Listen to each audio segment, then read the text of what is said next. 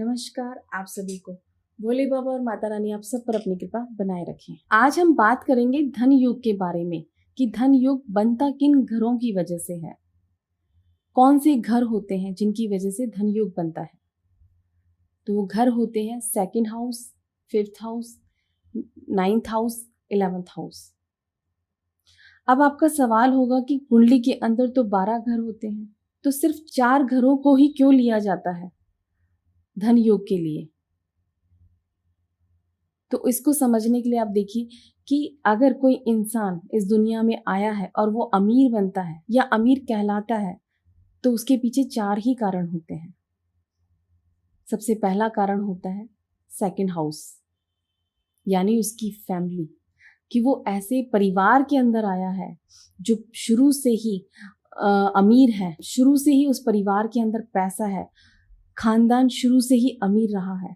तो जाहिर सी बात है जब वो अमीर फैमिली में पैदा होगा तो वो अमीर कहलाएगा ही कहलाएगा और अपने आप उसके लिए रास्ते बनते चले जाएंगे और अमीर होने के लिए। दूसरा कारण होता है 5th हाउस, कि इंसान अपनी पढ़ाई से, अपनी एजुकेशन से, अपनी बुद्धि से अमीर बनता है, अपनी बुद्धि की तीव्रता से अमीर बनता है। तीसरा कारण होता है इंसान की किस्मत। भले ही उन्हें कुछ आता है या नहीं आता हो, लेकिन उनकी किस्मत उन्हें बहुत सपोर्ट करती है। और आपने अपने आसपास ऐसे बहुत से लोगों को देखा भी होगा कि वो उनके अंदर वो टैलेंट नहीं होता, लेकिन फिर भी उनकी किस्मत उन्हें सपोर्ट करती है और वो आगे पहुंच जाते हैं। वहाँ 9th हाउस का रोल होता है।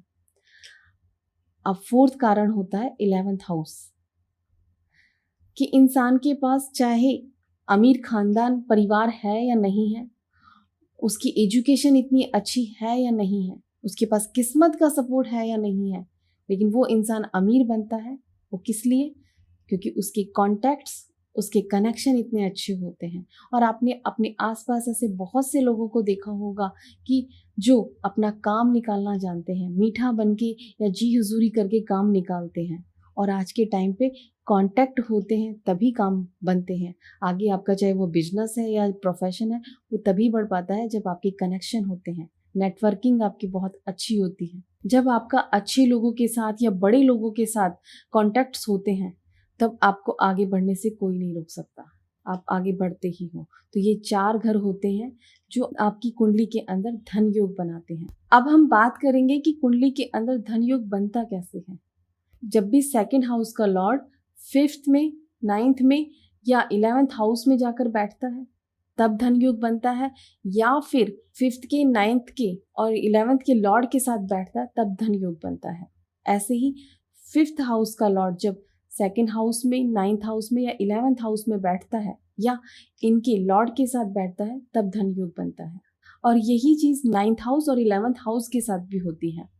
और इसको हम अब बिल गेट्स की कुंडली से समझेंगे। अब आप देखिए कि बिल गेट्स की कुंडली मिथुन लगन की है और मिथुन लगन का स्वामी कौन होता है? बुध होता है। और बुध 11वें घर के स्वामी के साथ यानी मंगल के साथ धन योग बना रहा है 4th हाउस के अंदर। तो ये तो हुआ एक धन योग। अब देखिए कि 2nd हाउस का लॉर्ड चंद्रमा है। चंद्रमा 10वें घर में बैठा हुआ है जो कि 1st हाउस के लॉर्ड बुध के साथ दृष्टि मिलान कर रहा है, तो ये भी धन योग ही माना जाता है। अब 11th हाउस का लॉर्ड जो कि मंगल है वो भी चंद्रमा के साथ दृष्टि मिलान बना रहा है, तो वो भी धन योग ही माना जाएगा। अब देखिए कि 3 धन योग तो यही बन गए। अब 5th हाउस और 9th हाउस दोनों के स्वामी जो कि शुक्र और शनि है वो 5th हाउस में बैठे हुए हैं, तो ये भी धन योग बना रहे हैं। और 9th हाउस का लॉर्ड 5th हाउस में आकर बैठ गया है, तो ये भी धन योग ही माना जाता है। तो आप देखिए कि उनकी कुंडली के अंदर 5-5 धन योग बन रहे हैं। और बिल गेट्स को कौन नहीं जानता। अब इनकी कुंडली के अंदर 5 धन योग तो बने रहे हैं, लेकिन आप इसको देखिए कि उनकी किस्मत ने भी और ईश्वर ने भी उनको कितना बड़ा सपोर्ट दिया है कि वो वही ग्रहों की दशाएं लेकर पैदा हुए हैं, जो बहुत रेयर होता है, किसी की कुंडली के अंदर होता है। धन योग, राजयोग, नीच भंग राजयोग बहुत लोगों की कुंडली में होता है, लेकिन उसके साथ उनकी दशाओं का एक्टिव होना बहुत रेयर केस में होता है। लेकिन बिल गेट्स की कुंडली के अंदर आप देखिए कि उनकी जो पैदा होते ही दशा लगी थी वो शनि की दशा लगी थी, और शनि शुक्र के साथ मिलकर धन योग बना रहा है। उसके बाद उनकी बुध की महादशा लगी, जो कि मंगल और चंद्रमा के साथ धन योग बना रहा है। उसके बाद उनकी महादशा लगी केतु की, और केतु किस राशि में बैठा हुआ है? शुक्र की राशि में बैठा हुआ है। और मैंने हमेशा ये बताया है कि राहु और केतु जिस राशि के अंदर बैठते हैं उसी ग्रह के अकॉर्डिंग चलते हैं। तो यहाँ पर केतु शुक्र के अकॉर्डिंग ही रिजल्ट देगा, और शुक्र शनि के साथ बैठकर धन योग बना ही रहा है, तो वो 7 साल भी इनके धन योग दे ही रहा था। उसके बाद शुक्र की दशा आई, वो भी धन योग दे रही है, वो 20 साल भी उनके शुक्र के अच्छे ही जाने थे। शुक्र के बाद सूर्य की महादशा आई। सूर्य 3rd हाउस का मालिक है, लेकिन 2 शुभ ग्रहों के साथ बैठा हुआ है, जो कि 5th हाउस और 9th हाउस के मालिक हैं, उनके साथ बैठा हुआ है, तो वो भी अपना अच्छा रिजल्ट दे रहा है। उसके बाद उनकी चंद्रमा की महादशा आई, जो कि मंगल और बुध के साथ धन योग बना रही है। चंद्रमा के बाद मंगल की महादशा आई, वो भी धन योग बना रहा है।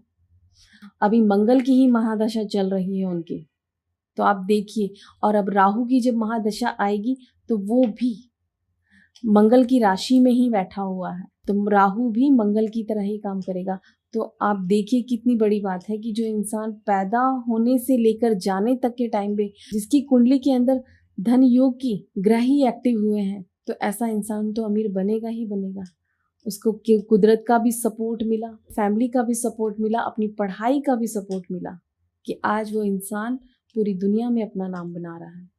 धन योग तो बहुत से लोग अपनी कुंडली में लेके आते हैं, राजयोग भी लेके आते हैं, नीच भंग राजयोग भी लेके आते हैं, लेकिन जब तक इनकी दशाएं नहीं आती हैं तब तक ये रिजल्ट नहीं देते हैं। तो अगर आपकी भी कुंडली के अंदर धन योग या राजयोग या कोई भी और अच्छा योग आपकी कुंडली के अंदर बन रहा है और उसकी दशा अगर आपके एक्टिव हुई है, तो आपको रिजल्ट मिलेगा। ये तो हमने बात करी धन योग के बारे में। अब अगर इसके अलावा आपको और कोई परेशानी आती है तो आप हमसे कांटेक्ट कर सकते हैं। आपको हमारी कांटेक्ट डिटेल डिस्क्रिप्शन बॉक्स में मिल जाएगी। नमस्कार आप सभी को। कृष्ण कृष्ण हरे